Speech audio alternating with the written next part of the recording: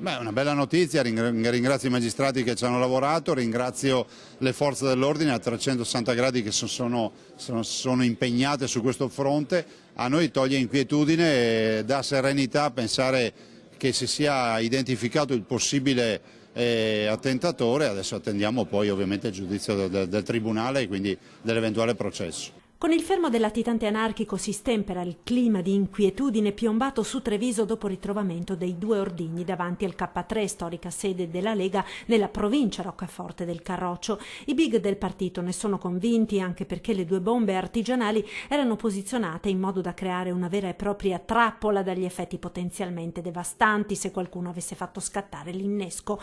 Chiunque pensasse di usare la violenza politica è avvisato, commenta Roberto Ciambetti, commissario straordinario della Lega per la Marca. Da questa operazione giunge un segnale importante. Nelle ultime settimane c'è stata un'escalation incredibile di insulti ed accuse pretestuose contro il movimento leghista, con un inaccettabile clima di violenza in crescita, humus ideale per esagitati e facinorosi che cercano ogni motivazione per dar sfogo al loro rancore ed odio. Ecco l'arresto a Brescia di questo indiziato, conclude Ciambetti, dice che non c'è spazio nella nostra realtà per estremisti, provocatori e violenti.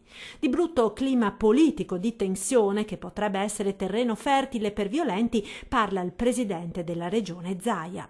Direi di sì, da noi hanno piazzato una bomba presso la sede della Lega di Treviso. Penso che il clima non sia dei migliori, è un clima alimentato molto spesso da demagogia, da fake news e dalla volontà di vedere sempre il vicino di casa come un delinquente, ma poi non è così.